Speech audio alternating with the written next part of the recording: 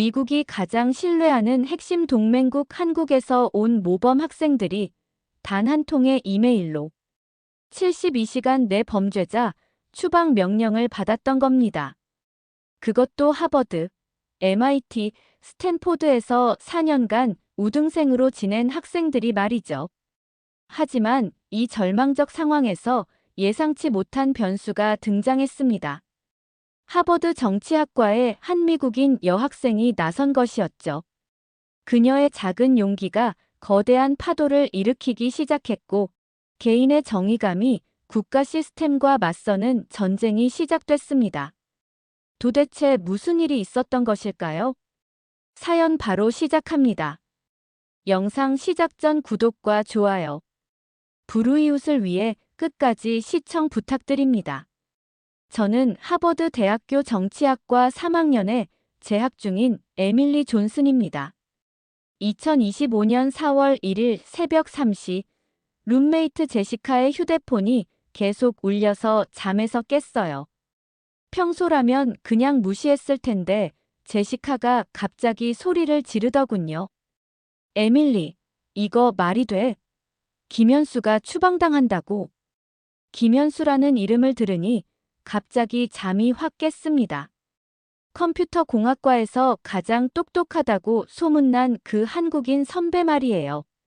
저는 직접 대화해본 적은 없지만 국제학생 토론회에서 몇 번 본 적이 있었거든요. 조용하지만 정말 논리적으로 말하는 사람이었죠. 제시카가 휴대폰을 보여주는데 정말 충격적이었어요. 온라인 커뮤니티가 완전히 난리가 나 있었거든요. 하버드뿐만 아니라 MIT, 스탠포드에서도 아시아계 학생들이 동시에 비자 취소 이메일을 받았다는 거예요. 범죄 활동 연루 의혹으로 72시간 내 출국하라니. 이게 무슨 소리야? 제시카가 읽어주는 이메일 내용이 정말 황당했어요. 김현수 같은 모범 학생이 범죄자라니요. 저는 그가 어떤 사람인지 알고 있었거든요. 지난 학기 국제관계학 수업에서 그의 발표를 들었는데 정말 감동적이었어요.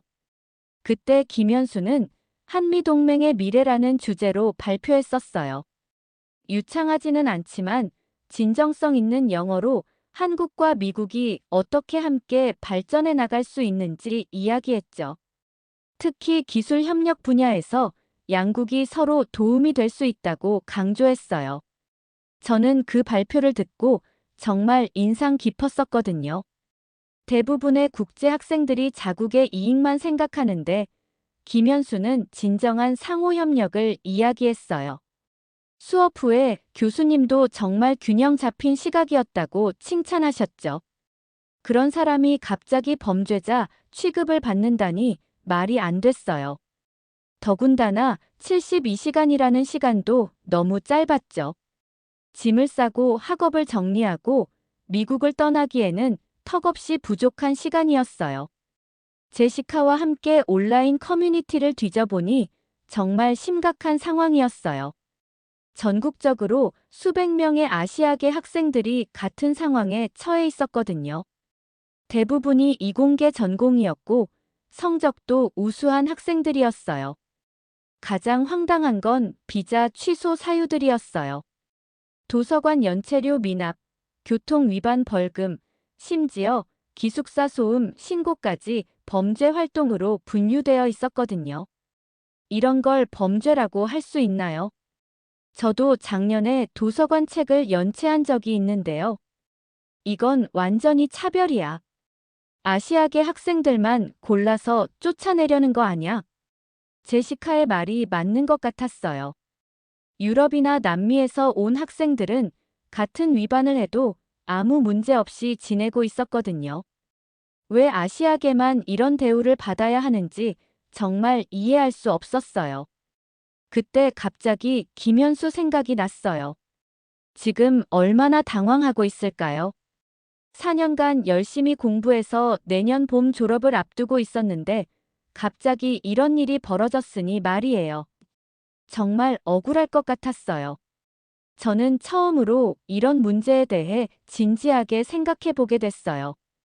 평소에는 국제 학생들의 어려움을 깊이 생각해 본 적이 없었거든요. 하지만 이건 명백히 잘못된 일이었어요. 뭔가 도움이 될 수 있는 일을 해야겠다고 생각했습니다. 4월 2일 아침 수업에 가보니 캠퍼스 분위기가 완전히 달라져 있었습니다. 평소보다 훨씬 조용했고 학생들끼리 수군거리는 소리가 여기저기서 들렸어요. 국제 학생들의 빈자리가 눈에 띄게 늘어났죠.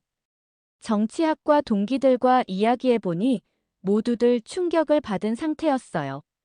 제 친구 브래드는 중국인 룸메이트가 어젯밤 갑자기 짐을 싸더라고 하더군요.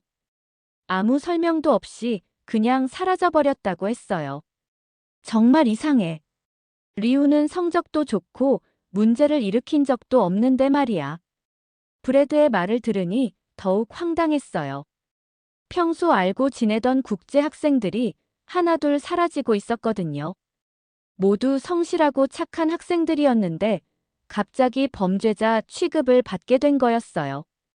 오후에 국제관계학 수업이 있었는데 평소 절반 정도 되던 아시아계 학생들이 거의 보이지 않았어요. 교수님도 당황스러워 하시더군요. 수업 중에 이 문제를 언급하셨는데 정말 심각한 표정이셨어요.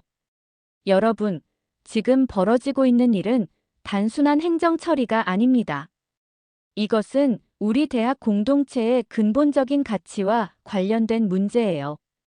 교수님은 평소보다 더 진지한 목소리로 말씀하셨어요. 하버드는 전 세계에서 온 우수한 인재들이 함께 배우는 곳인데 이런 일방적인 조치는 대학의 정체성 자체를 흔드는 일이라고 하셨죠. 수업 후에 저는 용기를 내서 교수님께 개별적으로 질문드렸어요. 이런 상황에서 미국 학생인 저희가 할 수 있는 일이 있는지 궁금했거든요. 교수님은 잠시 생각하시더니 중요한 말씀을 해주셨어요. 에밀리, 침묵은 때로는 공범이 될 수 있어요. 정의로운 일이라고 생각한다면 목소리를 내야 합니다. 그 말씀이 계속 머릿속에 맴돌았어요. 저는 지금까지 이런 사회적 문제에 적극적으로 참여해 본 적이 없었거든요. 하지만 이번만큼은 달랐어요. 뭔가 행동을 취해야 한다는 생각이 들었습니다. 저녁에 룸메이트들과 함께 온라인 커뮤니티를 더 자세히 살펴봤어요. 패턴이 정말 명확했거든요. 비자가 취소된 학생 중 95%가 아시아계였고 그 중에서도 이공계 전공이 압도적으로 많았어요. 가장 충격적이었던 건 한국 학생들의 비율이었어요. 중국 다음으로 많은 수가 피해를 당하고 있었거든요. 한국은 미국의 동맹국인데 왜 이런 대우를 받아야 하는지 정말 이해할 수 없었어요. 그때 갑자기 김현수가 어떻게 지내고 있을지 궁금해졌어요. 혹시 이미 한국으로 돌아간 건 아닐까요? 아니면 지금도 어딘가에서 이 상황을 해결하려고 노력하고 있을까요? 왠지 마음이 아팠어요. 저는 처음으로 한국학생회 연락처를 찾아봤어요. 뭔가 도움이 될 수 있는 일이 있는지 알아보고 싶었거든요. 미국 학생으로서 연대의 목소리를 낼 수 있지 않을까 생각했어요. 그날 밤 잠자리에 들면서 계속 김현수 생각이 났어요. 지난 학기 그의 발표를 들었을 때 정말 감명받았었거든요. 조용하지만 확고한 신념을 가진 사람이라는 느낌을 받았어요. 그런 사람이 지금 얼마나 힘들어하고 있을까 생각하니 잠이 오지 않았습니다. 4월 3일 아침, 드디어 하버드 크림슨 신문에 관련 기사가 실렸습니다. 제목을 보는 순간 가슴이 뛰었어요. 하버드에서 사라진 20명의 학생들이라는 제목이었거든요. 드디어 이 문제가 공식적으로 다뤄지기 시작한 거였어요. 기사 내용을 읽어보니 상황이 생각보다 훨씬 심각했어요. 학교 측도 사전 통보를 받지 못했다고 했거든요. 국제학생처에서는 계속 상황 파악 중이라고만 반복하고 있었어요. 뭔가 학교도 당황하고 있다는 느낌이었습니다. 기사에서 가장 인상적이었던 부분은 익명의 교수 인터뷰였어요. 그 교수는 4년간 함께 연구해온 우수한 학생이 하루아침에 범죄자가 됐다고 말했죠. 정말 억울하다는 마음이 느껴졌어요. 오후에 CNN에서 첫 번째 전국 방송이 나왔어요. 기숙사 라운지에 학생들이 모여서 뉴스를 지켜봤는데 정말 충격적이었어요. 전국적으로 300명이 넘는 학생들이 동시에 비자를 취소당했다는 거였거든요. 가장 놀라운 건 마르코 루비오 국무장관의 발표였어요. 범죄 활동에 연루된 학생들을 조치했다고 당당하게 발표하더군요. 하지만 구체적인 근거는 제시하지 않았어요. 그냥 국가 안보를 위한 필요한 조치라고만 했죠. 뉴스를 보고 있던 학생들 사이에서 웅성거림이 일어났어요. 대부분 이런 조치가 부당하다는 반응이었죠. 특히 아시아계 미국인 학생들은 정말 분노하고 있었어요. 이건 명백한 인종차별이야. 1940년대 일본계 수용소와 뭐가 달라? 제 옆에 앉아있던 한국계 미국인 학생 데이빗이 정말 화난 목소리로 말했어요. 그의 말을 듣고 보니 정말 그런 것 같았어요. 국적이나 출신만으로 사람을 판단하는 건 명백히 잘못된 일이었죠. 그때 갑자기 김현수가 뉴스에 나왔어요. 하버드 크림슨 기자와 인터뷰하는 모습이었는데 정말 당당했어요. 떨리는 목소리였지만 자신의 입장을 명확하게 표현하고 있었거든요. 저는 4년간 이곳에서 성실히 공부했습니다. 한 번도 법을 어긴 적이 없고 미래에는 한국과 미국의 협력에 기여하고 싶습니다. 이런 일방적인 조치는 정의롭지 않다고 생각해요. 김현수의 말을 듣는 순간 가슴이 뜨거워졌어요. 정말 용기 있는 발언이었거든요. 대부분의 학생들이 조용히 넘어가려고 하는데 그는 당당하게 자신의 목소리를 내고 있었어요. 정말 멋있었습니다. 인터뷰 중에 김현수가 한 말이 특히 인상적이었어요. 한국은 미국의 동맹국입니다. 저희를 적으로 보실 이유가 없어요. 함께 더 나은 미래를 만들어가고 싶습니다. 정말 사려 깊고 성숙한 발언이었죠. 뉴스가 끝난 후 라운지에 있던 학생들이 박수를 쳤어요. 김현수의 인터뷰에 감동받은 거였죠. 저도 모르게 박수를 치고 있었어요. 정말 자랑스러웠거든요. 이런 용기 있는 학생이 우리 하버드에 있다는 게 말이에요. 그날 밤 저는 처음으로 김현수에 대해 진지하게 생각해 봤어요. 지금까지는 그냥 똑똑한 선배 정도로만 생각했었는데 오늘 인터뷰를 보고 정말 존경스러워졌거든요. 어려운 상황에서도 당당하게 자신의 신념을 지키는 모습이 정말 멋있었어요. 혹시 제가 도울 수 있는 일이 있을까요? 미국 학생으로서 연대의 목소리를 낼 수 있지 않을까 생각했어요. 내일은 용기를 내서 한국학생회에 연락해 보기로 했습니다. 김현수 같은 용기 있는 학생을 도와야겠다고 마음먹었어요. 4월 4일 정치학과 수업에서 교수님이 어제 뉴스에 나온 김현수 인터뷰를 화제로 꺼내셨습니다. 정말 용기 있는 발언이었다고 평가하시더군요. 저도 모르게 얼굴이 뜨거워졌어요. 왜 그런지 모르겠지만 누군가 김현수를 칭찬하면 괜히 기분이 좋아졌거든요. 수업 후에 드디어 용기를 내서 한국학생회에 연락했어요. 미국 학생으로서 도울 수 있는 일이 있는지 물어보고 싶었거든요. 학생회장 박민수가 정말 고마워하더군요. 미국 학생이 먼저 연락해 준 건 처음이라고 했어요. 에밀리, 정말 고마워요. 사실 오늘 저녁 보스턴 한인회관에서 긴급 모임이 있어요. 김현수 선배도 올 예정인데 같이 오실래요? 박민수의 제안에 망설였어요. 제가 가도 될까요? 하지만 정말 도움이 되고 싶었거든요. 그리고 솔직히 김현수를 직접 만나보고 싶은 마음도 있었어요. 어제 인터뷰를 보고 정말 궁금해졌거든요. 저녁 7시에 한인회관에 도착했는데 생각보다 많은 학생들이 모여 있었어요. 30명 정도 됐을까요? 대부분 한국 학생들이었지만 중국, 일본, 인도에서 온 학생들도 있었어요. 모두 같은 상황에 처해 있었죠. 김현수가 회의실에 들어오는 순간 저도 모르게 가슴이 두근거렸어요. TV에서 봤을 때보다 실제로는 더 키가 크고 차분해 보였거든요. 하지만 표정에서 피로감이 느껴졌어요. 며칠간 정말 힘들었을 것 같았죠. 제가 유일한 미국인이어서 처음에는 어색했어요.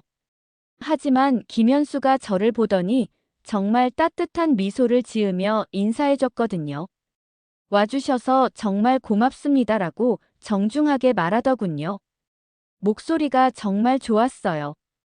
회의가 시작되고 각자의 상황을 공유하는 시간이 있었어요. 모두들 비슷한 이메일을 받았고 72시간이라는 촉박한 시간에 쫓기고 있었죠. 어떤 학생은 이미 짐을 다 쌌다고 하더군요. 정말 안타까웠어요. 김현수의 차례가 되었을 때 정말 인상적이었어요. 감정적으로 대응하지 말고 체계적으로 접근하자고 제안했거든요. 언론 대응, 법적 대응, 학교와의 협상을 동시에 진행하자는 거였죠. 정말 냉정하고 논리적이었어요. 우리가 감정적으로 반응하면 그들의 편견만 강화시킬 뿐입니다. 사실과 증거로 대응해야 해요. 우리는 범죄자가 아니라 성실한 학생이라는 걸 보여줘야 합니다. 김현수의 말에 모든 학생들이 고개를 끄덕였어요. 정말 옳은 말이었거든요. 저도 그의 리더십에 감탄했어요. 어려운 상황에서도 이렇게 침착하게 대처할 수 있다니 정말 대단했습니다. 회의 중에 제가 의견을 내놓을 기회가 있었어요. 미국 학생들도 이 문제에 관심을 갖고 있다고, 연대할 준비가 되어 있다고 말했죠. 김현수가 정말 고마운 표정으로 저를 바라보더군요. 그 순간 가슴이 또 두근거렸어요. 에밀리가 와준 것만으로도 큰 희망이 됩니다. 이 문제는 국제 학생만의 문제가 아니라 하버드 전체의 문제니까요. 김현수의 말을 듣고 정말 뿌듯했어요. 제가 여기 온 게 의미가 있다는 걸 느꼈거든요.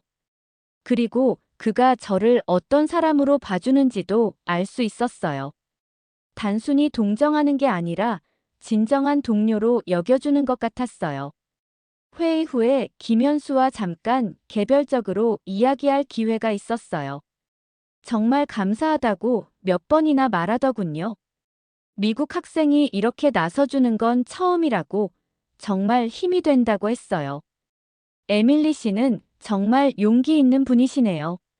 쉽지 않은 일인데 나서서 도와주시다니. 그의 말을 듣고 얼굴이 빨개졌어요. 사실 용기보다는 그냥 옳은 일이라고 생각해서 한 거였거든요.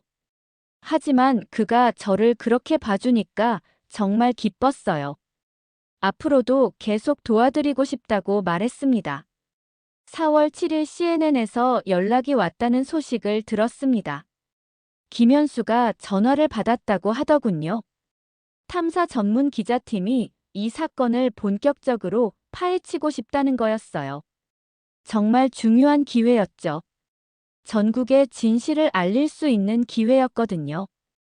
박민수를 통해 김현수가 인터뷰를 수락했다는 소식을 들었어요. 하지만 정말 떨린다고 하더군요. 전국 방송에 나가는 건 부담스럽기도 하고 잘못 말하면 모든 한국 학생들에게 피해가 갈 수도 있었거든요. 저는 그때 정말 대담한 제안을 했어요. 김현수와 함께 인터뷰 준비를 도와드리겠다고 한 거죠. 미국인의 시각에서 어떤 메시지가 효과적일지 조언해드릴 수 있을 것 같았거든요. 김현수는 처음에 놀란 표정이었어요. 하지만 곧 정말 고마운 미소를 지으며 도움을 받겠다고 했죠. 그때부터 저희는 거의 매일 만나서 인터뷰 준비를 했어요. 정말 소중한 시간들이었습니다. 도서관에서 함께 자료를 찾고 논리를 정리하면서 김현수에 대해 더 많이 알게 됐어요. 정말 성실하고 꼼꼼한 사람이었거든요. 모든 걸 철저히 준비하려고 했어요. 그런 모습이 정말 멋있었습니다. 특히 인상적이었던 건 그의 가치관이었어요. 한국과 미국이 진정한 파트너가 되기를 바란다고 했거든요. 일방적인 관계가 아니라 서로 도우며 발전하는 관계 말이에요. 정말 성숙한 생각이었죠. 에밀리, 저는 미국에서 많은 걸 배웠어요.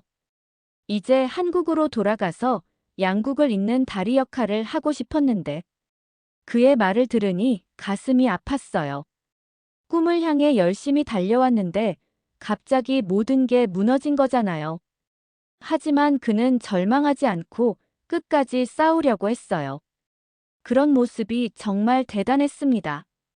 인터뷰 준비를 하면서 자연스럽게 가까워졌어요. 처음에는 선후배 관계였는데 점점 진짜 친구가 되어가는 느낌이었거든요. 김현수도 저를 편하게 대해주기 시작했어요. 에밀리라고 이름으로 불러주더군요. 4월 9일 CNN 기자 사라 존슨과의 사전 미팅도 함께 참석했어요. 정말 전문적인 기자였어요. 이미 상당한 조사를 마친 상태였고 세비스 시스템의 구조적 문제까지 파악하고 있었거든요. 기자가 가장 관심을 보인 건 패턴 분석이었어요. 왜 하필 아시아계 이공계 학생들만 표적이 됐는지 궁금해했죠. 김현수는 정말 논리적으로 대답했어요. 중국 견제 정책의 부수적 피해자라는 분석이었어요. 저희는 중국 학생이 아닙니다. 한국은 미국의 동맹국이고 저희는 양국의 협력을 위해 노력하는 학생들이에요. 김현수의 말에 기자도 고개를 끄덕였어요. 정말 명확하고 설득력 있는 논리였거든요. 저도 옆에서 듣고 있으면서 정말 자랑스러웠어요. 이런 멋진 사람과 함께 일할 수 있다는 게 말이에요. 미팅 후에 김현수가 정말 고마워하더군요. 제가 함께 해줘서 훨씬 자신감이 생겼다고 했어요. 혼자였다면 이렇게 체계적으로 준비하기 어려웠을 거라고 하더군요. 에밀리, 정말 고마워요. 당신 덕분에 용기가 생겼어요. 그의 말을 듣고 얼굴이 뜨거워졌어요. 사실 제가 더 많이 배우고 있었거든요. 김현수를 통해 진정한 용기가 무엇인지, 신념을 지킨다는 게 얼마나 어려운 일인지 깨닫고 있었어요. 점점 그에게 빠져들고 있는 제 자신을 발견했습니다. 나머지 챕터들도 계속해서 4월 중순부터 5월 26일까지의 시간 흐름에 맞춰 작성하겠습니다. 각 사건들이 현실적인 시간 간격으로 진행되도록 하겠습니다. 4월 11일 CNN 보도가 나간 다음 날 한국 정부에서도 본격적으로 움직이기 시작했다는 소식이 들려왔습니다. 외교부에서 긴급 대책팀을 꾸렸다고 하더군요. 김현수가 정말 기뻐하는 모습을 보니 저도 덩달아 기분이 좋아졌어요. 드디어 정부에서 움직이기 시작했네요. 혼자가 아니라는 느낌이 들어요. 김현수의 말을 들으니 그동안 얼마나 외로웠을지 짐작이 됐어요. 이국 땅에서 혼자 싸우고 있었을 텐데 말이에요. 이제라도 본국 정부가 나서주니까 정말 다행이라고 생각했어요. 주미 한국 대사관에서도 직접 연락이 왔다고 했어요. 교육관이 피해 학생들과 개별 상담을 진행하겠다고 약속했다는 거였죠. 드디어 체계적인 지원이 시작되는 것 같았어요. 가장 놀라운 건 미국 내 한인 사회의 반응이었어요. 로스앤젤레스와 뉴욕의 한인회에서 공동 성명을 발표했거든요. 이런 차별적 조치에 강력히 항의한다는 내용이었죠. 한국계 미국인들도 함께 목소리를 내기 시작한 거예요. 저희 정치학과에서도 이 문제가 화제가 됐어요. 앤디 김하원 의원이 공식 성명을 발표했다는 뉴스가 나왔거든요. 한국계 미국인 의원이 나서서 문제를 제기한 거였죠. 정말 의미 있는 일이었어요. 한국은 미국의 핵심 동맹국입니다. 이런 식으로 대우받을 이유가 없어요. 앤디 김 의원의 발언을 뉴스에서 들었을 때 정말 시원했어요. 드디어 정치권에서도 이 문제의 부당함을 인정하기 시작한 거였거든요. 김현수도 정말 기뻐하더군요. 한국 언론들도 뒤늦게 관심을 갖기 시작했어요. 조선일보와 중앙일보에서 특파원을 파견했다고 하더군요. 한국에서도 이 문제가 주요 뉴스로 다뤄지기 시작한 거였어요. 김현수는 부모님이 걱정하신다고 했어요. 뉴스를 보고 정말 놀라셨다고 하더군요. 아들이 갑자기 범죄자 취급을 받게 되니까 당황스러우실 수밖에 없었죠. 제 마음도 아팠어요. 부모님께 어떻게 설명드려야 할지 모르겠어요. 아무것도 잘못한 게 없는데. 김현수의 괴로워하는 모습을 보니 정말 안타까웠어요. 저도 부모님 입장에서 생각해 보니 얼마나 충격적일지 짐작이 됐거든요. 뭔가 위로해드리고 싶었지만 적절한 말을 찾기 어려웠어요. 외교부에서 구체적인 대응 방안도 발표했어요. 미국 국무부와의 공식 협의, 피해 학생 지원 확대, 재발 방지를 위한 제도 개선 논의였죠. 정말 체계적인 접근이었어요. 가장 인상적이었던 건 한국 정부의 메시지였어요. 우리 학생들은 양국 협력의 미래를 이끌어갈 소중한 인재들이라고 표현했거든요. 정말 적절한 표현이라고 생각했어요. 4월 13일 밤 김현수와 함께 캠퍼스를 산책했어요. 오랜만에 좀 편안한 표정이었거든요. 정부가 나서서 도와준다니까 마음이 좀 놓인 것 같았어요. 에밀리, 정말 고마워요. 당신이 처음부터 함께 해줘서 이겨낼 수 있었어요. 그의 말을 듣고 가슴이 뭉클했어요. 사실 제가 한 일은 별로 없었는데 그렇게 고마워하다니요. 하지만 정말 뿌듯했어요.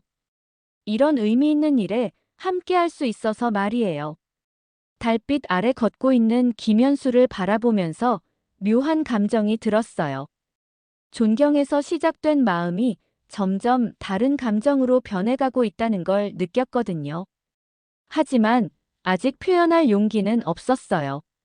지금은 그의 문제 해결이 우선이었으니까요. 4월 15일 이민 전문 변호사 데이비드 리가 발표한 분석 결과를 김현수와 함께 검토했습니다. 정말 충격적인 내용이었어요. 비자가 취소된 학생 중 95%가 이공계 전공이고 85%가 아시아계라는 거였거든요. 이게 우연일 리가 없었죠. 이렇게 명확한 패턴이 나온다는 건 의도적으로 표적을 정했다는 뜻이에요. 김현수의 분석이 정말 정확했어요. 통계학을 공부한 저도 이런 편향된 결과가 자연스럽게 나올 확률은 거의 제로라는 걸 알 수 있었거든요. 명백히 차별적인 기준이 적용된 거였어요. 가장 충격적이었던 건 연구 분야별 분석이었어요. 인공지능, 반도체, 사이버 보안, 양자 컴퓨터 같은 첨단 기술 분야 학생들이 압도적으로 많았거든요. 모두 미중 기술 경쟁의 핵심 분야들이었어요. 결국 저희는 중국 견제 정책의 부수적 피해자가 된 거네요. 김현수의 말이 맞는 것 같았어요.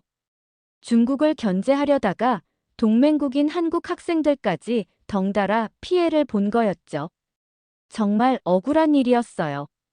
한국은 미국의 친구인데 말이에요. 4월 16일 영국 가디언 신문의 특종 기사도 정말 중요했어요. 미국 정부 관계자의 익명 증언을 인용해서 중국 스파이 우려가 배경이라고 보도했거든요. 하지만 한국 학생들은 전혀 다른 존재라는 점을 강조했어요. 기사에서 가장 중요한 부분은 중국과 기술을 공유할 가능성이 있는 학생들을 선별 조치했다는 대목이었어요. 결국 근거 없는 추측에 의해 저희가 피해를 본 거였죠. 정말 어이없는 일이었어요. 이 보도가 나간 후 미국 내 여론이 조금씩 바뀌기 시작했어요. 동맹국 학생들까지 의심하는 게 과연 옳은 일이냐는 목소리가 나오기 시작했거든요. 드디어 변화의 조짐이 보였어요. 한국계 미국인 변호사들도 목소리를 높이기 시작했어요. 한미변호사협회에서 공식 성명을 발표했죠. 이런 차별적 조치는 헌법 위반이라고 주장했어요. 집단 소송도 준비하겠다고 발표했습니다. 가장 황당한 건 구체적인 비자 취소 사유들이었어요. 김현수도 자신의 사유서를 받아봤는데 정말 말이 안 됐거든요.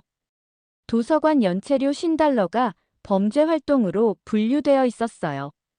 이런 걸 범죄라고 할 수 있나요?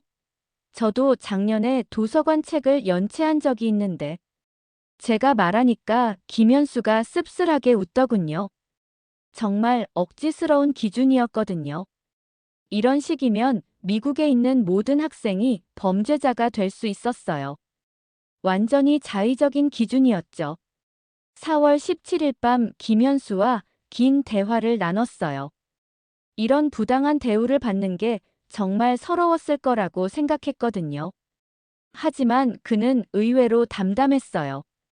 오히려 이 경험을 통해 많은 걸 배우고 있다고 하더군요. 에밀리, 저는 이번 일로 정말 많은 걸 깨달았어요. 정의가 얼마나 소중한지, 그리고 그것을 지키기 위해 얼마나 많은 노력이 필요한지요. 그의 말을 듣고 정말 감동했어요. 이런 어려운 상황에서도 긍정적인 의미를 찾으려고 하다니요. 정말 강한 사람이라고 생각했어요. 그런 모습이 더욱 매력적으로 느껴졌습니다. 당신은 정말 대단한 사람이에요, 현수 씨. 제가 말하니까 김현수가 조금 놀란 표정이었어요. 아마 제가 평소보다 진지한 목소리로 말했기 때문일 거예요. 그리고 처음으로 현수 씨라고 불렀거든요. 뭔가 더 가까워진 느낌이었어요. 그날 밤 기숙사로 돌아가면서 계속 김현수 생각이 났어요.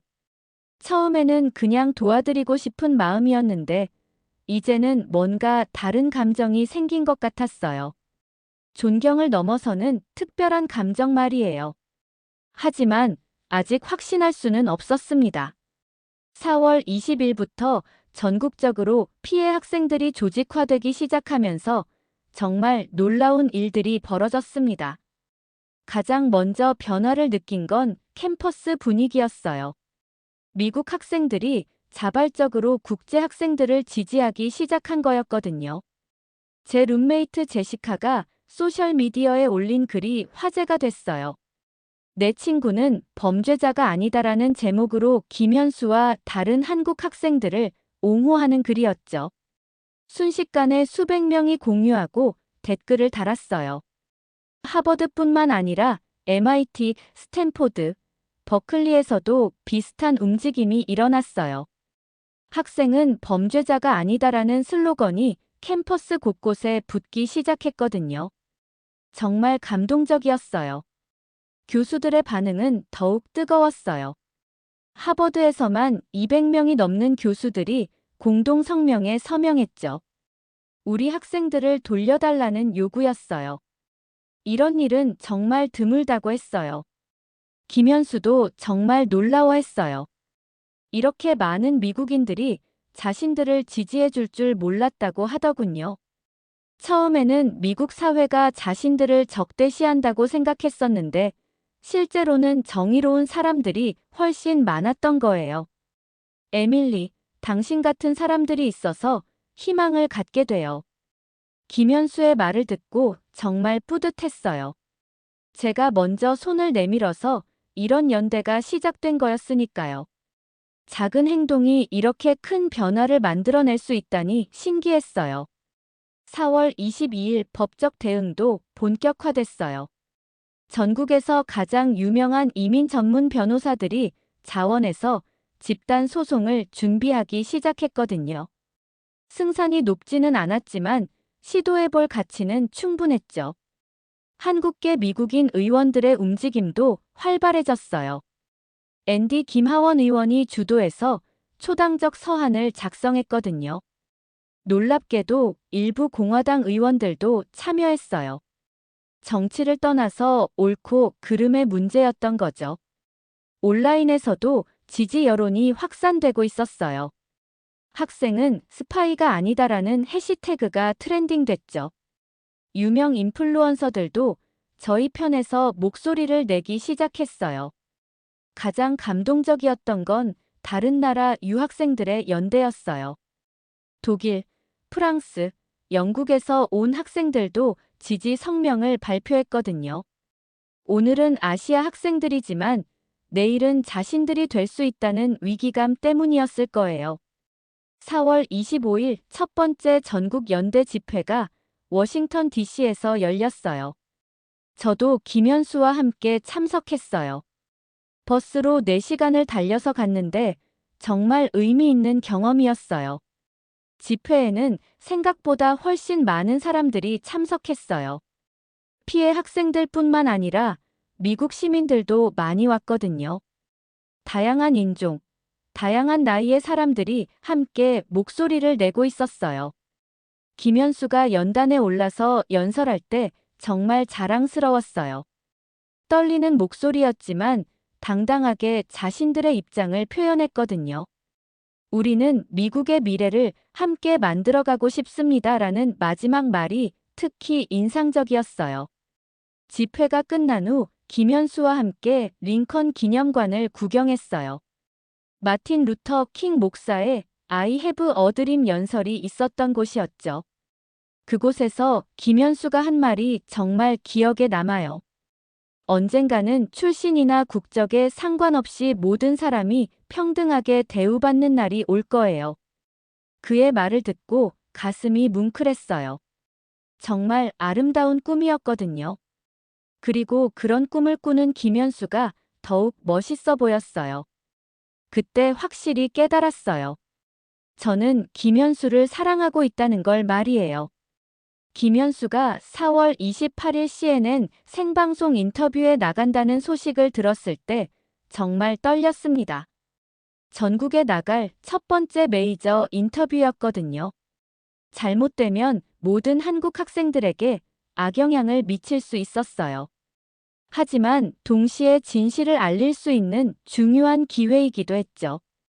인터뷰 당일 아침, 저는 김현수와 함께 스튜디오로 갔어요. 도덕적 지지를 해주고 싶었거든요.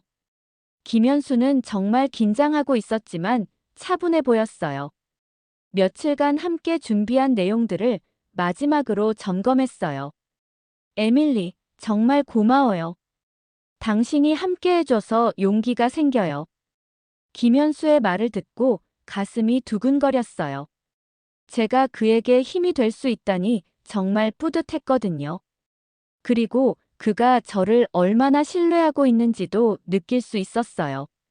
앤더슨 쿠퍼와의 인터뷰가 시작됐을 때 저는 대기실에서 모니터로 지켜봤어요. 처음에는 김현수가 조금 떨리는 것 같았지만 금세 안정을 찾았어요. 정말 당당하고 논리적으로 대답하더군요. 가장 인상적이었던 순간은 김현수가 한 말이었어요. 저는 한국의 미래 과학자입니다. 미국에서 배운 지식으로 양국의 발전에 기여하고 싶어요. 저희를 적으로 보실 이유가 없습니다. 그 말을 듣는 순간 가슴이 뭉클했어요. 정말 진정성 있고 아름다운 발언이었거든요. 어려운 상황에서도 미래에 대한 희망을 잃지 않는 모습이 정말 감동적이었어요. 앤더슨 쿠퍼도 김현수의 진정성에 감동한 것 같았어요. 평소보다 부드러운 표정으로 인터뷰를 진행했거든요. 정말 용기 있는 학생이네요 라고 마지막에 말하기도 했어요. 인터뷰가 끝난 후 반응이 폭발적이었어요. 소셜미디어에는 김현수를 지지하는 댓글들이 쏟아졌죠. 저런 학생을 왜 쫓아내려고 하는 거냐? 정말 성실해 보인다는 반응들이었어요. 특히 젊은 층의 반응이 뜨거웠어요. 틱톡과 인스타그램에서 김현수의 인터뷰 영상이 바이럴됐거든요. 사이다 발언이라는 댓글들이 달리기 시작했어요. 정말 시원한 발언이었다는 뜻이었죠. 하지만 보수 언론의 반응은 달랐어요. 폭스뉴스에서는 여전히 국가 안보를 강조하며 정부 조치를 옹호했거든요. 미디어가 완전히 편이 갈린 상황이었어요. 그래도 전체적으로는 김현수 쪽으로 여론이 기울고 있다는 걸 느꼈어요. 특히 젊은 세대와 교육받은 계층에서는 압도적으로 지지하고 있었거든요. 정의감이 있는 사람들은 누가 옳은지 알 수 있었던 거죠. 인터뷰 후 김현수와 함께 저녁을 먹으면서 이야기를 나눴어요. 정말 떨렸지만 하고 싶은 말은 다 했다고 하더군요. 결과가 어떻게 나올지는 모르겠지만 후회는 없다고 했어요. 에밀리, 당신이 준비를 도와줘서 정말 감사해요. 혼자였다면 절대 이렇게 잘할 수 없었을 거예요. 김현수의 감사 인사를 들으니 정말 뿌듯했어요. 제가 조금이라도 도움이 됐다니 기뻤거든요. 그리고 함께 이런 의미 있는 일을 해낼 수 있어서 정말 자랑스러웠어요. 그날 밤 기숙사로 돌아가면서 김현수에 대한 제 마음을 다시 한번 확인했어요. 처음에는 존경에서 시작됐지만 이제는 확실히 사랑이었어요. 그의 용기와 신념, 그리고 따뜻한 마음에 완전히 빠져버린 거였죠. 하지만 아직 고백할 용기는 없었어요. 지금은 그의 문제 해결이 우선이었거든요. 제 개인적인 감정보다는 정의를 위한 싸움이 더 중요했어요. 언젠가는 제 마음을 전할 수 있을 거라고 믿었습니다. 5월 1일 CNN 인터뷰 후 일주일 만에 정말 중요한 소식이 들어왔습니다. 국토안보부 내부 직원이 양심 고백을 한 거였어요. 워싱턴 포스트에 제보했다는 소식을 들었을 때 김현수와 저는 정말 기뻤어요. 드디어 내부 증언이 나온 거였거든요. 그 내부 고발자에 따르면 세비스 시스템에 정말 심각한 오류가 있다고 했어요. 학교에서 제때 정보를 업데이트하지 않으면 학생이 자동으로 규정 위반자로 분류된다는 거였죠. 학생은 전혀 모르는 사이에 말이에요. 이제야 진실이 밝혀지기 시작하네요. 김현수가 정말 안도하는 표정으로 말했어요. 그동안 억울했을 텐데 드디어 자신들의 결백이 증명되기 시작한 거였거든요. 저도 덩달아 기분이 좋아졌어요. 더 놀라운 건 91 규정의 잘못된 적용이었어요. 원래 이 규정은 학생이 아니라 학교가 신고해야 하는 거였다고 하더군요. 그런데 시스템 오류로 학생 책임으로 잘못 분류된 거였어요. 완전히 억울한 일이었죠. 국방부 연구 참여 문제도 말이 안 됐어요. 김현수를 포함한 피해 학생들은 모두 정식 보안 허가를 받고 참여했었거든요. 미국 정부가 승인한 프로그램이었는데 갑자기 문제가 된다는 게 앞뒤가 맞지 않았어요. 가장 황당한 건 범죄 연루 주장이었어요. 내부 문서를 보니까 정말 어이없더군요. 교통 위반 벌금, 도서관 연체료, 기숙사 소음 신고까지 범죄 활동으로 분류되어 있었어요. 제 도서관 연체료 $50도 범죄 활동이래요. 김현수가 씁쓸하게 웃으며 말했어요. 정말 말이 안 되는 기준이었거든요. 이런 식이면 미국에 있는 모든 학생이 범죄자가 될 수 있었어요.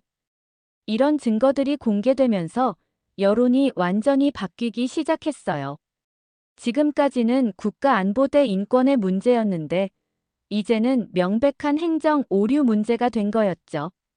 정부도 더 이상 변명하기 어려워졌어요. 법무부에서는 즉시 반박 성명을 발표했어요. 여전히 국가 안보를 위한 필요한 조치였다고 주장했죠. 하지만 구체적인 근거는 제시하지 못했어요. 그냥 원칙론만 반복했을 뿐이었어요. 가장 중요한 건 법무부 내부에서도 의견이 갈린다는 소식이었어요. 일부 고위 관료들은 이번 조치가 과도했다고 생각한다는 거였죠. 정부 내부에서도 논란이 있다는 뜻이었어요. 5월 3일 저녁 김현수와 함께 도서관에서 공부하면서 이야기를 나눴어요. 상황이 좋은 방향으로 흘러가고 있지만 아직 안심하기는 이르다고 했어요. 끝까지 긴장을 늦추지 않겠다고 하더군요. 에밀리, 이 모든 게 당신 덕분이에요. 처음에 도와주겠다고 나서지 않았다면 여기까지 올 수 없었을 거예요. 김현수의 말을 듣고 얼굴이 뜨거워졌어요. 사실 제가 한 일은 별로 없었는데 그렇게 고마워하다니요. 하지만 정말 뿌듯했어요. 이런 의미 있는 일에 함께 할 수 있어서 말이에요. 저도 현수 씨를 통해 정말 많이 배웠어요. 정의를 위해 싸운다는 게 얼마나 용기가 필요한 일인지 깨달았거든요. 제 말을 듣고 김현수가 잠깐 저를 바라봤어요. 뭔가 특별한 눈빛이었는데 정확히 뭘 의미하는지는 모르겠었어요. 하지만 분명히 평소와는 다른 느낌이었어요. 혹시 그도 저에게 특별한 감정을 갖고 있는 건 아닐까요? 그날 밤 잠자리에 들면서 계속 김현수 생각이 났어요. 이 모든 일이 끝나면 제 마음을 전해볼 용기를 낼 수 있을까요? 아직 확신은 없었지만 희망은 있었어요. 적어도 그가 저를 특별하게 생각하고 있다는 건 느낄 수 있었거든요. 5월 5일 상원 청문회 소집이 결정됐다는 소식을 들었을 때 정말 놀랐습니다. 국토안보위원회에서 긴급 회의를 열기로 한 거였어요. 김현수가 증인으로 출석해달라는 요청을 받았다고 했을 때 저는 정말 떨렸어요. 미국 국회에서 증언한다는 게 쉬운 일이 아니잖아요. 정말 괜찮을까요? 너무 부담스럽지 않아요? 제가 걱정스럽게 물어보니 김현수가 조용히 미소를 지었어요. 떨리지만 꼭 해야 할 일이라고 하더군요. 저희 입장을 알릴 수 있는 중요한 기회라고 생각한다고 했어요. 증언 준비를 함께 했어요. 감정에 휩쓸리지 말고 사실에 근거해서 차분히 이야기하기로 했죠. 저는 미국인의 시각에서 어떤 메시지가 효과적일지 조언해 드렸어요. 한국의 미래 과학자로서 미국에 기여하고 싶다는 마음을 강조하세요. 적이 아니라 파트너라는 걸 보여주는 거예요. 김현수가 제 조언을 정말 진지하게 들어줬어요. 함께 준비하면서 더욱 가까워진 느낌이었어요. 이런 중요한 순간을 함께 준비할 수 있다는 게 정말 의미 있었거든요.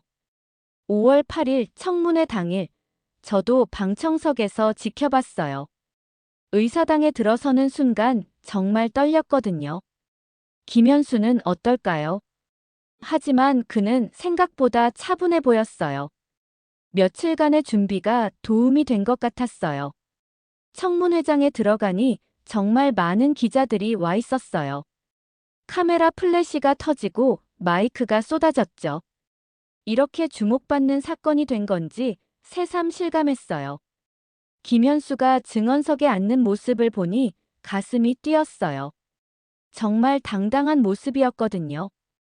떨리는 기색 없이 차분하게 앉아있는 모습이 정말 멋있었어요. 증언이 시작됐을 때 김현수의 첫 마디가 정말 인상적이었어요. 저는 한국의 미래 과학자입니다. 미국에서 배운 지식으로 양국의 발전에 기여하고 싶습니다. 준비했던 대로 완벽하게 말하더군요. 민주당 의원들은 정말 지지하는 질문들을 했어요. 학업 성과나 연구 활동에 대해 물어봤는데 김현수가 자신 있게 대답했어요. 4년간의 노력이 고스란히 드러나는 순간이었죠. 공화당 의원들의 질문은 좀 까다로웠어요. 중국과의 관계나 기술 유출 가능성에 대해 계속 물어봤거든요. 하지만 김현수는 침착하게 대응했어요. 한국은 미국의 동맹국이고 저는 양국의 협력을 위해 노력하는 학생입니다라고 명확하게 답변했죠. 가장 감동적이었던 순간은 마지막 발언이었어요. 저희는 숫자가 아닙니다. 꿈과 희망을 가진 개인이에요. 미국에서 배운 것을 양국의 발전을 위해 사용하고 싶습니다. 정말 진정성 있는 발언이었어요. 청문회가 생중계되면서 실시간으로 반응이 쏟아졌어요. 소셜미디어에는 김현수를 지지하는 댓글들이 넘쳐났죠. 정말 당당하다. 이런 학생을 왜 쫓아내려고 하냐는 반응들이었어요. 청문회가 끝난 후 김현수를 만났을 때 정말 자랑스러웠어요. 완벽하게 해냈거든요. 떨렸을 텐데도 정말 당당하고 논리적으로 증언했어요. 에밀리, 정말 고마워요. 당신이 함께 준비해줘서 용기가 났어요. 김현수의 말을 듣고 가슴이 뭉클했어요. 제가 조금이라도 도움이 됐다니 정말 뿌듯했거든요. 그리고 이렇게 중요한 순간을 함께 할 수 있어서 감사했어요. 5월 9일부터 여론이 확실히 김현수 쪽으로 기울기 시작했어요. 청문회에서의 당당한 모습이 많은 사람들에게 감동을 줬거든요. 정의가 승리할 수 있다는 희망이 보이기 시작했습니다. 5월 10일 청문회 이후 한미 관계에 실질적인 타격이 나타나기 시작했다는 소식을 들었을 때 정말 충격적이었습니다. 단순히 학생 몇 명의 문제가 아니라 양국 관계 전체에 영향을 미치고 있었던 거예요. 김현수도 정말 무거운 표정이었어요. 가장 먼저 영향을 받은 건 경제 협력이었어요. 삼성전자가 미국 내 반도체 공장 투자를 재검토한다고 발표했거든요. SK 하이닉스도 마찬가지였어요. 한국 기업들이 미국에 대한 신뢰를 잃기 시작한 거였죠. 이럴 줄 몰랐어요. 저희 문제가 이렇게 커질 줄은. 김현수가 정말 미안해하는 표정으로 말했어요. 자신들 때문에 양국 관계가 나빠지는 게 아닌가 걱정하는 것 같았거든요. 하지만 이건 김현수 잘못이 아니었어요. 잘못된 정책의 결과였죠. 학술 교류도 큰 타격을 받았어요. 서울대학교가 하버드와의 교환학생 프로그램을 일시 중단한다고 발표했거든요. 수십 년간 쌓아온 협력 관계가 흔들리고 있었어요. 제 지도 교수님도 정말 안타까워하셨어요. 한국은 중요한 학술 파트너인데 이런 일로 관계가 악화되는 게 정말 아쉽다고 하시더군요. 많은 교수들이 같은 생각이었어요. 다른 동맹국들도 우려를 표명하기 시작했어요.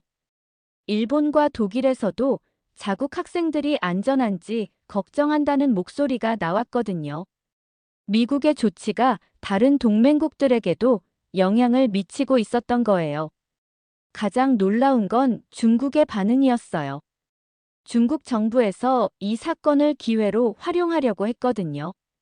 미국은 믿을 수 없는 파트너라면서 한국에 러브콜을 보내기 시작했어요. 한국 내 여론도 급속히 악화됐어요. 여론조사 결과 미국에 대한 호감도가 크게 떨어졌다고 하더군요. 특히 젊은 세대에서 반미 감정이 증가했다고 했어요. 김현수도 한국에 있는 친구들과 통화하면서 분위기를 전해들었어요. 미국 유학을 포기하는 학생들이 늘어나고 있다고 하더군요. 정말 안타까운 일이었어요. 제가 여기서 싸우는 이유 중 하나가 바로 이거예요. 후배들이 안전하게 유학 올 수 있는 환경을 만들고 싶어서요. 김현수의 말을 듣고 정말 감동했어요. 자신의 문제를 넘어서 미래를 생각하고 있었거든요. 이런 생각을 하는 사람이라서 더욱 존경스러웠어요. 국회에서도 강경한 목소리가 나오기 시작했어요. 일부 의원들은 주한미군 문제까지 언급했죠. 물론 극단적인 주장이었지만 그만큼 분위기가 나빠졌다는 뜻이었어요. 미국 언론들도 이런 상황을 심각하게 받아들이기 시작했어요. 월스트리트 저널에서는 경제적 손실을 분석한 기사를 냈죠. 단순히 인권 문제가 아니라 국익 차원에서도 문제라는 인식이 생긴 거였어요. 가장 아이러니한 건 국방 협력 분야였어요. 한국의 첨단 기술이 미국에게 정말 중요한 자산인데 말이에요. 방산 업체들도 협력을 재검토한다고 하더군요. 5월 12일 밤 김현수와 긴 산책을 했어요. 정말 복잡한 심정일 것 같았거든요. 개인의 문제가 이렇게 큰 파장을 일으킬 줄 몰랐을 거예요. 에밀리, 저는 그냥 성실한 학생이고 싶었을 뿐인데 이렇게 큰 일이 될 줄 몰랐어요. 김현수의 말을 듣고 마음이 아팠어요. 그는 정말 아무것도 잘못한 게 없었거든요. 단지 열심히 공부하고 꿈을 향해 나아가려고 했을 뿐이었어요. 이런 부당한 일을 당할 이유가 전혀 없었죠. 그때 처음으로 김현수의 손을 잡았어요. 위로하고 싶은 마음에서였는데 그가 깜짝 놀라더군요. 하지만 손을 빼지는 않았어요. 오히려 더 꽉 잡아주는 것 같았어요. 그 순간 뭔가 특별한 감정이 흘렀어요. 5월 13일 상황이 교착 상태에 빠져 있을 때 정말 중요한 반전이 일어났습니다. 또 다른 국토안보부 직원이 양심 고백을 한 거였어요. 이번에는 훨씬 더 구체적이고 충격적인 내용이었죠. 김현수와 함께 뉴스를 보면서 정말 놀랐어요. 그 직원은 20년 경력의 베테랑이었는데 워싱턴 포스트에 직접 연락해서 내부 문서를 제공했다고 해요. 그 문서에는 아시아계 학생 표적 지정이라는 제목이 달려 있었거든요. 드디어 진실이 밝혀지는군요. 김현수가 안도하는 목소리로 말했어요. 그동안 의심했던 게 모두 사실이었던 거였죠. 처음부터 아시아계 학생들을 의도적으로 표적으로 삼았다는 증거가 나온 거예요. 더 놀라운 건 이중 기준의 적용이었어요. 똑같은 위반 사항이라도 유럽계 학생들은 처벌받지 않았다는 거였거든요. 오직 아시아계만 엄격하게 적용했던 거죠. 명백한 차별이었어요. 이 폭로가 나간 후 미국 시민들의 반응이 완전히 바뀌었어요.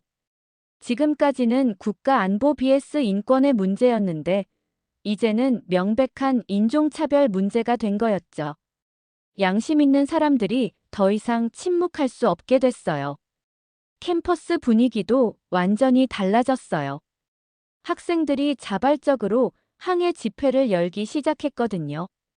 차별 반대, 정의 실현이라는 피켓을 들고 행진하는 모습이 정말 감동적이었어요. 가장 놀라운 건 공화당 내부의 변화였어요. 온건파 공화당 의원들이 이건 너무 과하다고 목소리를 내기 시작했거든요. 존 코닌 상원 의원이 공개적으로 재검토가 필요하다고 발언했어요. 시민사회의 반응도 뜨거웠어요. 5월 15일 워싱턴 DC에서 대규모 시위가 열렸는데 저와 김현수도 참석했어요.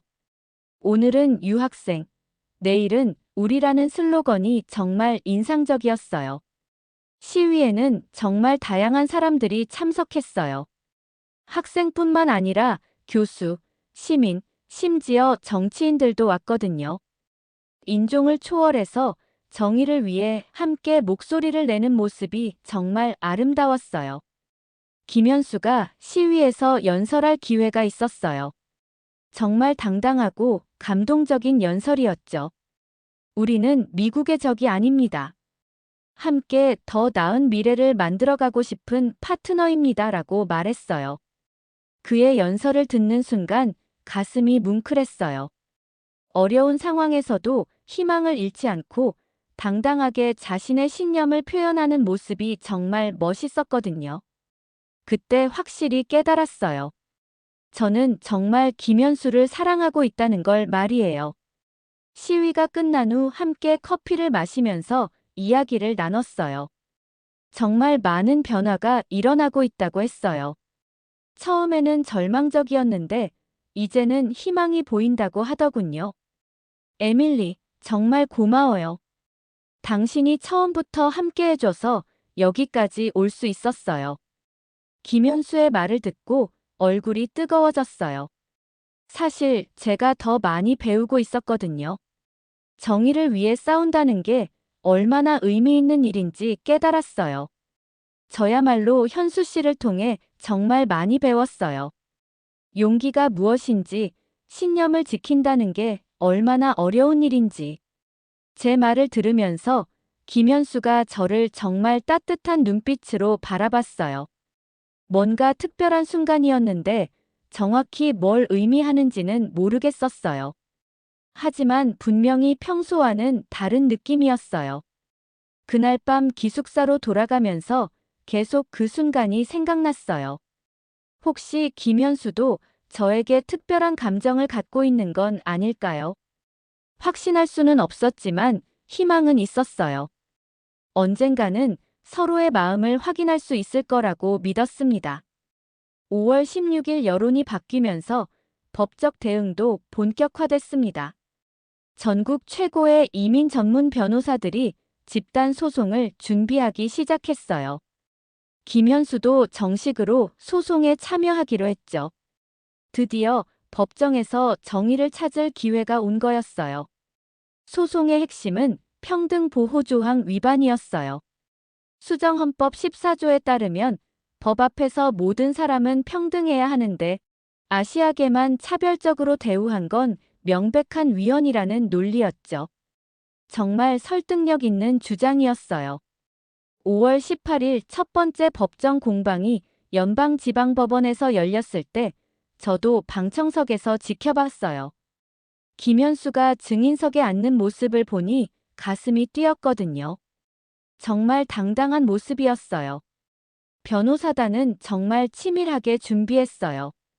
통계 자료, 내부 문서, 증언 등 모든 증거를 체계적으로 정리했죠. 반면 정부 측은 계속 국가 안보만 강조했어요. 구체적인 근거는 별로 없어 보였어요. 재판장 분위기는 저희에게 유리했어요. 판사가 정부 측 변호사에게 정말 날카로운 질문들을 던졌거든요. 왜 유럽계 학생은 같은 위반을 해도 처벌받지 않았습니까? 라고 물어봤어요. 가장 결정적인 순간은 내부 문서가 증거로 채택됐을 때였어요. 아시아계 학생 표적 지정 문서를 법정에서 공개하는 순간 방청석에서 탄식 소리가 나올 정도였어요. 5월 20일 판사가 임시 금지 명령을 내렸어요. 추가적인 강제 출국을 중단하라는 명령이었죠. 이유는 자의적이고 차별적인 집행의 가능성이 높다는 거였어요. 김현수와 함께 법원 앞에서 그 소식을 들었을 때 정말 기뻤어요. 첫 번째 승리였거든요. 김현수도 정말 안도하는 표정이었어요. 그동안 얼마나 스트레스를 받았을지 짐작이 됐어요. 에밀리, 우리가 해냈어요. 정말 해냈다고요. 김현수가 너무 기뻐서 순간적으로 저를 꽉 안아줬어요. 정말 깜짝 놀랐지만 기분이 좋았어요. 그의 따뜻한 체온을 느끼면서 가슴이 두근거렸거든요. 잠깐 후 김현수가 자신의 행동을 깨닫고 당황해 하더군요. 얼굴이 빨개지면서 사과했어요. 하지만 저는 전혀 기분 나쁘지 않았어요. 오히려 그도 저에게 특별한 감정을 갖고 있다는 걸 느낄 수 있었거든요. 정부 측은 항소하겠다고 발표했지만 5월 22일 놀라운 일이 벌어졌어요. 법무부에서 갑자기 항소를 포기한다고 발표한 거였어요. 사실상 패배를 인정한 셈이었죠. 이후 본격적인 위헌 소송이 시작됐어요. 더 많은 증거들이 공개됐고 정부가 숨기고 있던 문서들도 법원 명령으로 공개됐어요. 정말 충격적인 내용들이 쏟아져 나왔어요. 5월 24일 드디어 승소 판결이 나왔습니다. 연방지방법원에서 자의적이고 차별적인 집행이라고 판단한 거예요. 비자 취소 조치를 무효화하고 즉시 복권하라는 명령도 내렸죠. 판결문에서 가장 인상적이었던 부분은 국가 안보는 중요하지만 헌법적 권리를 짓밟을 수 있는 만능 열쇠가 아니다라는 문구였어요. 정말 명쾌한 판단이었어요. 법원 앞에서 승소 소식을 듣고 김현수와 함께 기뻐했어요. 정말 긴 싸움이었는데 드디어 승리한 거였어요. 김현수가 다시 한번 저를 안아줬는데 이번에는 더 오래, 더 꽉 안아줬어요. 에밀리, 정말 고마워요. 당신이 없었다면 절대 이룰 수 없었을 거예요. 그의 말을 듣고 눈물이 날 뻔할 것 같았어요. 정말 감격스러운 순간이었거든요. 몇 달간의 힘든 싸움이 드디어 결실을 맺은 거였어요. 그때 김현수가 제 얼굴을 바라보면서 조용히 말했어요. 에밀리, 저는 당신에게 정말 감사해요. 그런데 잠깐 망설이더니 용기를 내서 말하더군요. 감사함을 넘어서는 마음이 생겼어요. 그 말을 듣는 순간 가슴이 쿵쾅거렸어요. 설마 제가 바라던 그 마음일까요? 김현수가 저를 바라보는 눈빛이 정말 특별했거든요. 평소와는 완전히 다른 느낌이었어요. 저도 현수 씨에게 특별한 감정이 있어요. 용기를 내서 제 마음을 표현했어요. 김현수의 얼굴이 환해지더군요. 서로의 마음을 확인한 순간이었어요. 정말 꿈만 같았습니다.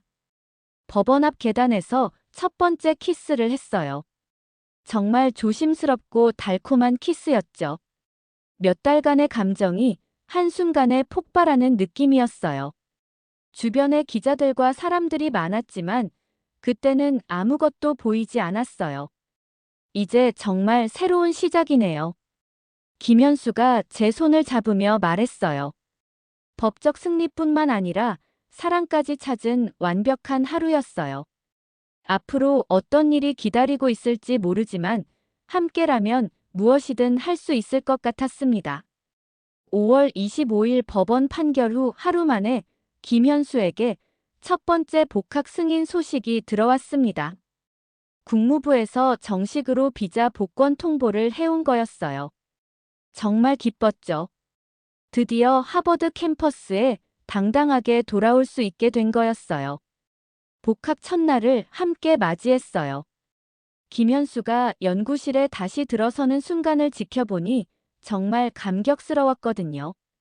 그동안 빈자리였던 책상에 다시 앉아서 컴퓨터를 켜는 모습이 너무 자연스러웠어요. 윌슨 교수님이 정말 기뻐하셨어요. 김현수를 보자마자 활짝 웃으시면서 악수를 청하시더군요. 연구 프로젝트도 김현수가 돌아오기를 기다리고 있었다고 하셨어요. 정말 따뜻한 환영이었죠. 동료 학생들의 반응도 뜨거웠어요. 마이크를 비롯해서 연구실 학생들이 모두 나와서 환영해줬거든요. 그동안 얼마나 기다렸는지 모른다고 하더라고요. 캠퍼스 곳곳에서 축하 인사를 받았어요. 하버드 대학교에서도 적극적인 지원을 약속했어요. 그동안의 학업 공백을 메우기 위한 특별 프로그램을 만들어준다고 했죠.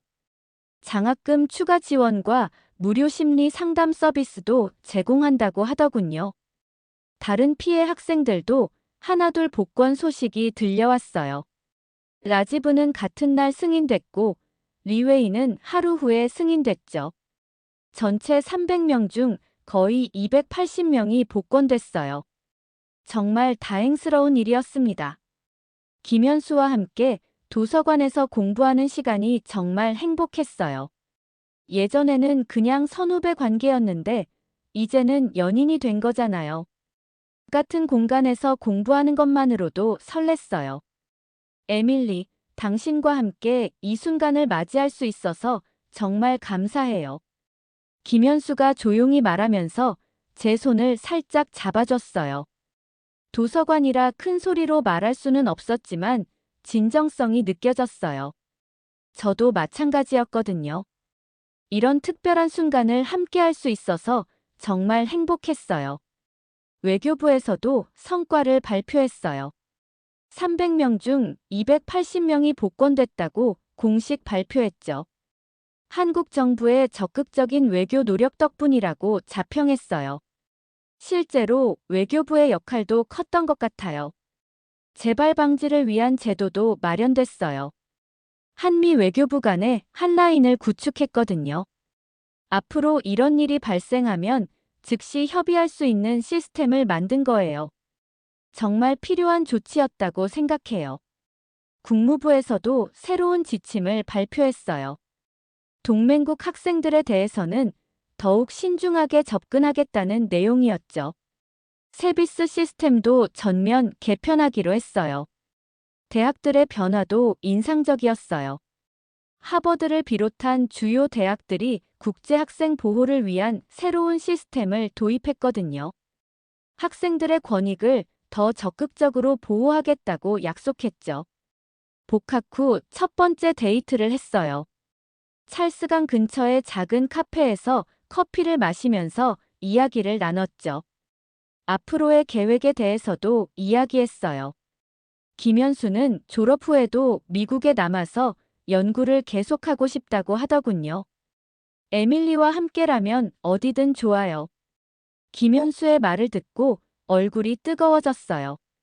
아직 사귄 지 하루밖에 안 됐는데 벌써 미래를 함께 생각해준다니 정말 고마웠어요. 저도 마찬가지 마음이었거든요. 그날 밤 김현수와 함께 캠퍼스를 산책하면서 이 모든 일을 되돌아봤어요. 정말 험난한 여정이었지만 함께 이겨낸 거잖아요. 그리고 그 과정에서 사랑까지 찾았고요. 정말 감사한 일이었습니다. 복학은 했지만 김현수에게는 여전히 마음의 상처가 남아 있었습니다. 2달간의 불안과 스트레스가 쉽게 사라지지 않았거든요. 가끔 밤에 악몽을 꾸기도 했어요. 또 추방당하는 꿈을 꾼다고 하더군요. 제가 최대한 곁에서 지켜주려고 노력했어요. 함께 있어주는 것만으로도 도움이 된다고 김현수가 말해줬거든요. 혼자가 아니라는 느낌이 중요했던 것 같아요. 하버드에서 제공하는 심리 상담도 함께 받았어요. 전문 상담사가 트라우마 회복을 위한 프로그램을 진행해줬거든요. 같은 경험을 한 학생들끼리 모여서 서로의 경험을 나누는 시간도 있었어요. 한인회에서도 적극적으로 도와줬어요. 보스턴 한인회와 하버드가 공동으로 운영하는 상담센터에서 한국어로 상담받을 수 있었거든요. 문화적 배경을 이해하는 상담사가 있어서 더욱 효과적이었어요. 학업 공백을 메우는 것도 큰 과제였어요. 2달간 연구를 중단했던 터라 따라잡기가 쉽지 않았거든요. 하지만 윌슨 교수님이 개별 지도를 해주셨고 동료 학생들도 많이 도와줬어요. 저도 최대한 도와드리려고 했어요. 함께 도서관에서 공부하고 놓친 수업 내용을 정리해드리고 연구 진행 상황도 함께 검토했어요. 연인이면서 동시에 학업 파트너가 된 셈이었죠. 에밀리, 당신이 있어서 정말 다행이에요. 혼자였다면 이렇게 빨리 회복할 수 없었을 거예요. 김현수의 말을 듣고 정말 뿌듯했어요. 제가 조금이라도 도움이 된다니 기뻤거든요. 사랑하는 사람을 지켜줄 수 있다는 게 얼마나 소중한 일인지 깨달았어요. 한국에 있는 김현수의 가족들도 여전히 걱정하고 계셨어요. 부모님이 미국에 대한 불안감을 갖게 됐다고 하더군요. 혹시 또 무슨 일이 생기면 어떡하냐고 걱정하신다고 했어요. 그래서 김현수가 5월 26일 영상통화로 부모님께 저를 소개해줬어요. 처음에는 정말 떨렸지만 부모님이 따뜻하게 맞아주셨거든요. 아들을 도와준 고마운 사람이라고 하시더군요. 에밀리 양이 현수를 많이 도와줬다고 들었어요. 정말 고마워요. 어머님의 말씀을 듣고 정말 감동했어요. 한국어로 천만에요. 어머님이라고 인사드렸더니 정말 기뻐하시더군요. 김현수가 한국어를 가르쳐줘서 간단한 인사는 할 수 있었거든요. 긍정적인 변화들도 많았어요. 이번 일을 계기로 한국 학생들끼리 더욱 단결하게 됐거든요. 서로 도우며 연대하는 문화가 생겼어요. 정기적으로 모임도 갖고 정보도 공유하기 시작했죠. 미국 학생들의 인식도 많이 바뀌었어요. 국제 학생들이 얼마나 어려운 상황에 처할 수 있는지 이해하게 된 거죠. 더 관심을 갖고 도와주려고 노력하더군요. 연구실에서도 새로운 프로젝트를 시작했어요. 김현수가 이번 경험을 바탕으로 인공지능의 편향성 문제를 연구하고 싶어 했거든요. 알고리즘이 어떻게 차별을 만들어내는지 분석하는 연구였어요. 저도 정치학 전공으로서 도움을 줄 수 있었어요. 정책 분석과 사회적 영향 평가 부분에서 협력했거든요. 학문적으로도 개인적으로도 정말 의미 있는 협업이었어요. 윌슨 교수님도 저희 연구에 큰 관심을 보이셨어요. 이번 사건이 바로 알고리즘 편향의 실제 사례라고 하시더군요. 학문적으로도 사회적으로도 중요한 연구가 될 거라고 격려해 주셨어요. 그날 밤 김현수와 함께 연구실에서 늦게까지 작업했어요. 힘든 경험이었지만 그것을 의미 있는 연구로 승화시키는 모습이 정말 멋있었어요.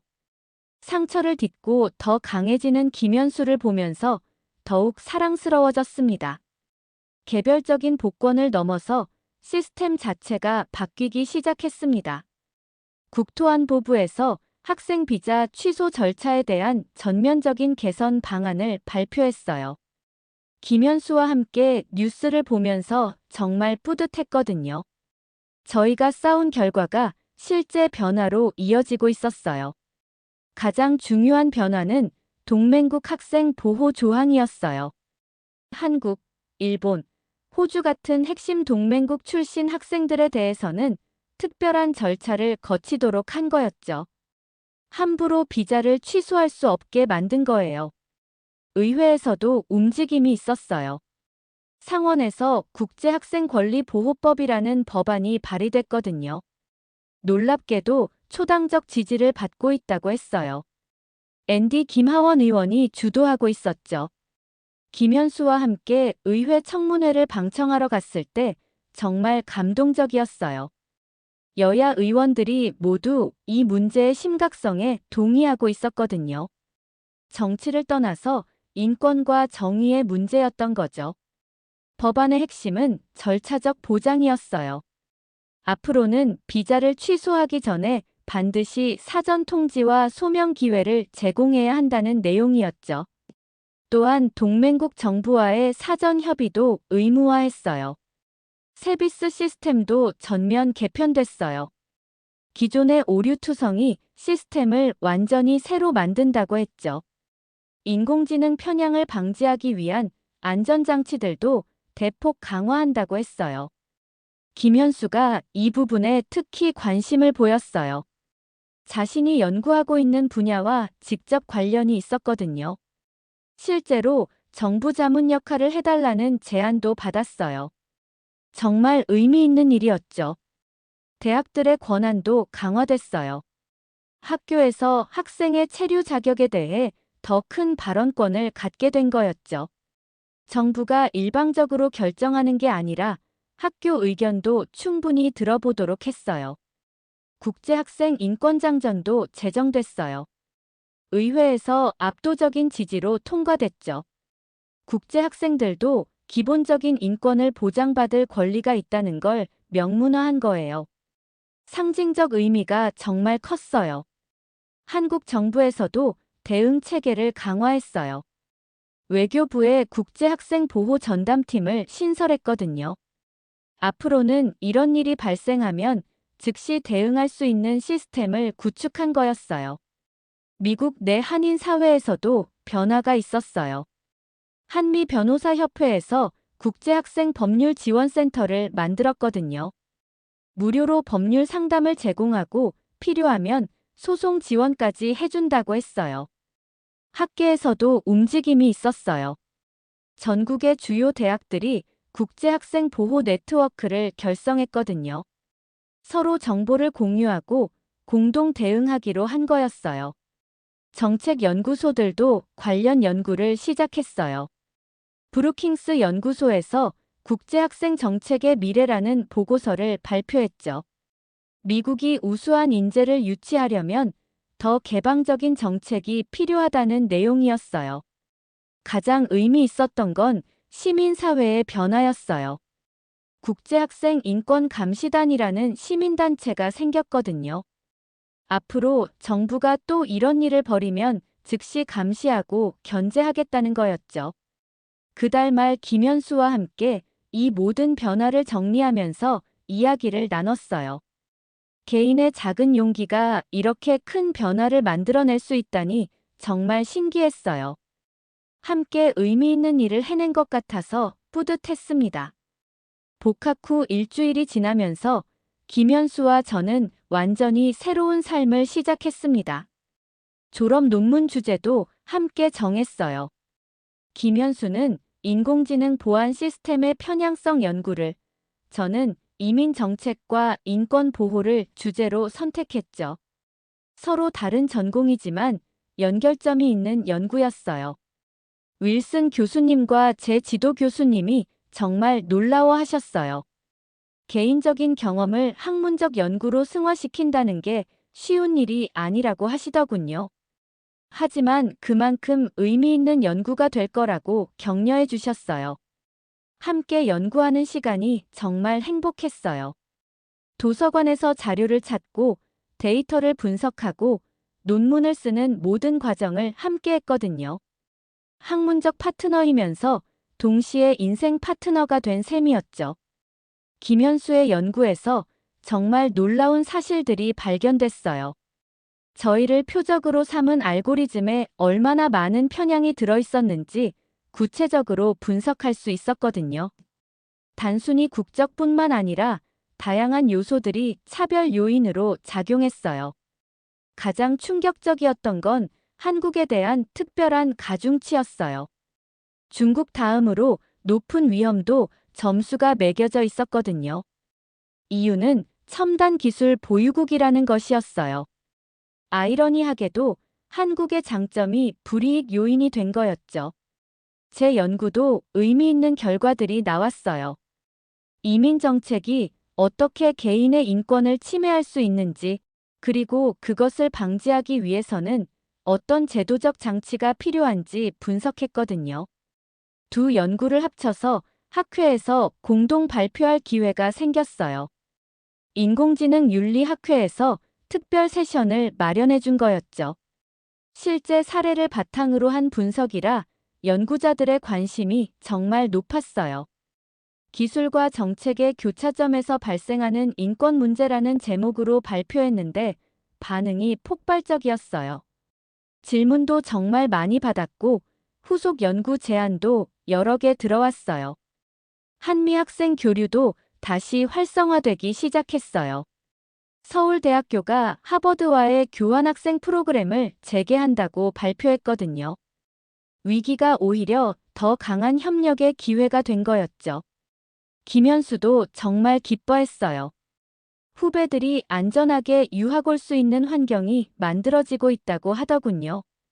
자신이 겪은 고생이 헛되지 않았다는 느낌이라고 했어요. 언론계에서도 저희 사건이 중요한 사례로 다뤄지고 있었어요. 컬럼비아 저널리즘 스쿨에서 진실 파헤치기 상을 CNN 탐사팀에게 수여했거든요. 저희도 시상식에 초청받았어요. 가장 보람 있었던 건 후배들에게 도움을 줄 수 있게 된 것이었어요. 새로 온 한국 유학생들이 저희를 찾아와서 조언을 구하더군요. 실질적인 도움을 줄 수 있어서 정말 뿌듯했어요. 하버드 로스쿨에서도 저희 사건이 교재로 활용되기 시작했어요. 헌법과 인권 수업에서 실제 사례로 다뤄진다고 하더군요. 미래의 변호사들이 저희 사건을 통해 배우게 된 거였어요. 국제법 분야에서도 관심이 높았어요. 하버드 국제법 연구소에서 세미나를 열었는데 저희도 패널로 참여했어요. 전 세계에서 온 연구자들과 토론하는 경험이 정말 값진 시간이었어요. 가장 기뻤던 건 김현수의 연구가 실제 정책 개선에 활용된다는 소식이었어요. 국토안보부에서 새로운 알고리즘을 개발할 때 김현수의 연구 결과를 참고한다고 하더군요. 그날 밤 김현수와 함께 찰스강을 걸으면서 미래에 대해 이야기했어요. 졸업 후에는 함께 박사과정을 밟고 싶다고 하더군요. 저도 같은 마음이었어요. 함께 더 큰 꿈을 향해 나아가고 싶었거든요. 에밀리, 당신과 함께라면 어떤 꿈이든 이룰 수 있을 것 같아요.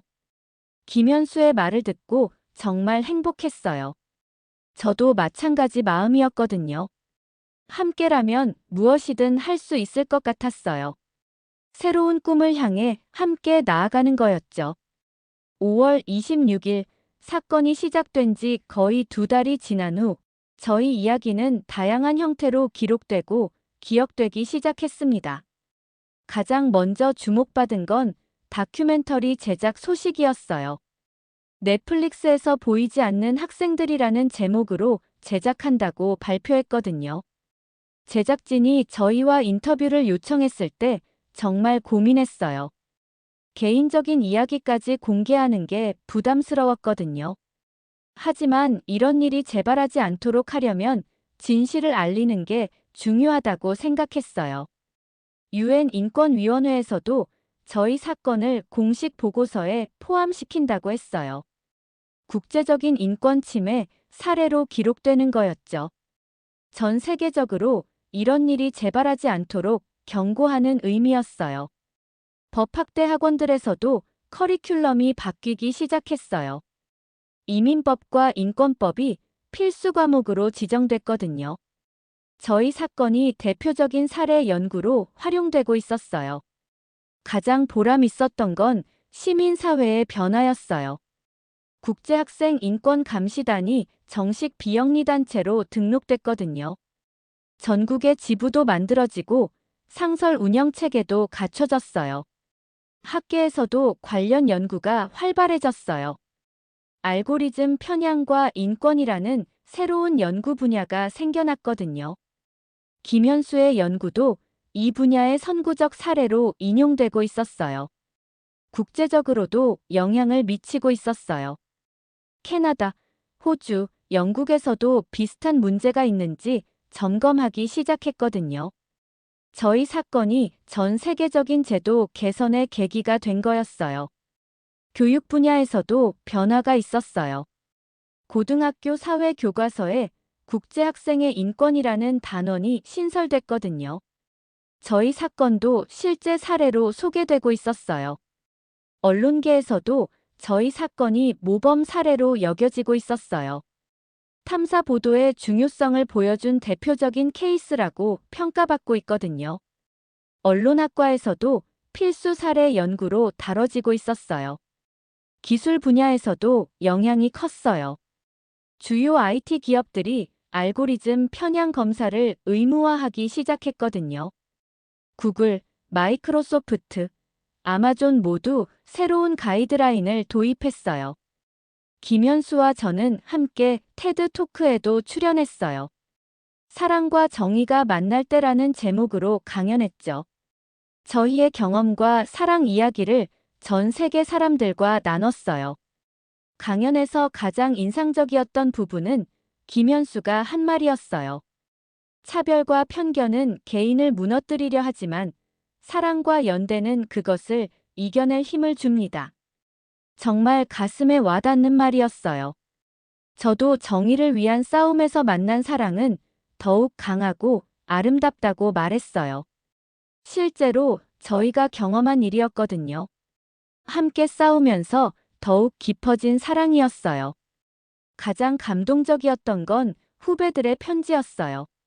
새로 미국에 온 한국 유학생들이 저희에게 감사 편지를 보내더군요. 저희 덕분에 더 안전한 환경에서 공부할 수 있게 됐다고 하더라고요. 그날 밤 김현수와 함께 이 모든 일을 되돌아보면서 감사한 마음이 들었어요. 힘든 시간이었지만 함께 이겨냈고 의미 있는 변화도 만들어냈으니까요. 그리고 무엇보다 서로를 만난 게 가장 큰 선물이었어요. 앞으로도 이런 일이 재발하지 않도록 계속 노력해야겠다고 다짐했어요. 저희가 겪은 일이 마지막이 되도록 말이에요. 사랑과 정의가 함께하는 아름다운 세상을 만들어가고 싶었습니다. 5월 26일, 모든 일이 마무리되는 날이었습니다. 정확히 2달 전 새벽 3시에 시작된 악몽이 드디어 끝나고 새로운 시작을 맞이하는 순간이었어요. 김현수와 저는 하버드 야드에서 함께 앉아 그동안의 모든 일들을 되돌아봤습니다. 정말 꿈 같은 시간이었어요. 김현수가 제 손을 잡으며 말했어요. 힘들었지만 의미 있는 시간이었다고, 그리고 무엇보다 저를 만날 수 있어서 행복했다고 하더군요. 저도 마찬가지였어요. 이 모든 일이 없었다면 김현수와 이렇게 가까워질 수 있었을까요? 졸업까지는 아직 1년이 남았지만 이미 미래 계획을 세우고 있었어요. 함께 박사과정을 밟고 연구를 계속하고 언젠가는 결혼도 하고 싶다고 이야기했죠. 정말 아름다운 꿈들이었어요. 한국 정부에서도 새로운 소식이 있었어요. 피해를 당한 유학생들을 위한 특별 장학재단을 설립한다고 발표했거든요. 앞으로 비슷한 일을 당하는 학생들을 지원하겠다는 약속이었죠. 저희는 앞으로도 이런 일이 재발하지 않도록 감시하기로 약속했어요. 피해 학생들이 정기적으로 모여서 상황을 점검하고 후배들에게 경험을 전수하기로 했죠. 계속해서 의미 있는 일을 하겠다는 다짐이었습니다. 가장 뿌듯했던 건 후배들에게 남길 수 있는 메시지였어요. 새로 미국에 오는 한국 유학생들을 위한 안내서를 함께 만들었거든요. 실질적인 도움이 될 수 있는 정보들을 정리한 거였어요. 우리의 경험이 헛되지 않았으면 좋겠어요. 김현수의 말에 정말 공감했어요. 저희가 겪은 고통이 다른 학생들에게는 도움이 되기를 바랐어요. 그래서 더욱 열심히 안내서를 만들었죠. 국제학생 인권의 날도 공식 제정됐어요. 매년 4월 1일을 기념일로 정한 거였죠. 저희 사건이 시작된 날을 잊지 않겠다는 의미였어요. 앞으로 이날에는 전국의 대학에서 기념행사가 열릴 예정이에요. 김현수와 저는 첫 번째 기념식에 초청받았어요. 정말 영광스러운 일이었죠. 저희의 경험담을 나누고 앞으로의 다짐을 발표할 예정이에요. 하버드에서도 공식 사과와 함께 특별한 장학금을 만들어줬어요. 국제학생 인권 장학금이라는 이름으로 어려운 상황에 처한 국제학생들을 지원하는 거였어요. 정말 의미 있는 조치라고 생각했어요. MIT와 스탠포드에서도 비슷한 제도를 도입했어요. 전국적으로 국제학생 보호 시스템이 확산되고 있었어요. 저희가 바라던 변화가 현실이 되고 있는 거였죠. 에밀리, 우리가 정말 해냈네요. 김현수가 감격스러운 목소리로 말했어요. 정말 그런 것 같았어요. 처음에는 절망적이었던 상황이 이렇게 희망적으로 바뀔 줄 누가 알았겠어요. 그때 갑자기 김현수가 무릎을 꿇더니 조그만 상자를 꺼냈어요. 설마 하는 마음에 가슴이 뛰기 시작했어요. 정말 프러포즈 하는 건가요? 에밀리, 앞으로도 평생 함께 정의를 위해 싸우면서 살아가지 않을래요? 김현수의 진지한 목소리를 듣는 순간 눈물이 났어요. 정말 완벽한 프러포즈였거든요. 사랑뿐만 아니라 우리의 가치관과 꿈까지 함께 하자는 제안이었어요. 네, 물론이에요. 제가 대답하니까 김현수가 환한 미소를 지으며 반지를 끼워줬어요. 주변에 있던 학생들이 모두 박수를 쳐줬어요. 정말 완벽한 순간이었어요. 우리의 이야기는 끝이 아니라 새로운 시작이었어요. 앞으로 함께 더 큰 꿈을 향해 나아갈 거예요. 기술과 정책이 만나는 지점에서 더 정의로운 세상을 만들어가는 일을 계속할 거고요. 다시는 안우도 조용히 사라지지 않도록. 김현수와 제가 함께 다짐한 말이에요. 우리의 사랑 이야기는 이제 시작입니다. 정의와 사랑이 함께하는 아름다운 여정을 계속 걸어나갈 거예요. 하버드 야드에서 석양을 바라보며 김현수와 손을 잡고 걸었어요. 우리 앞에는 무한한 가능성이 펼쳐져 있었습니다. 함께라면 무엇이든 할 수 있을 것 같았어요. 사랑과 정의가 승리한 하루였습니다. 사연자분께 전하고 싶은 말씀이 있으시면 댓글로 남겨주시면 전달해 드리겠습니다.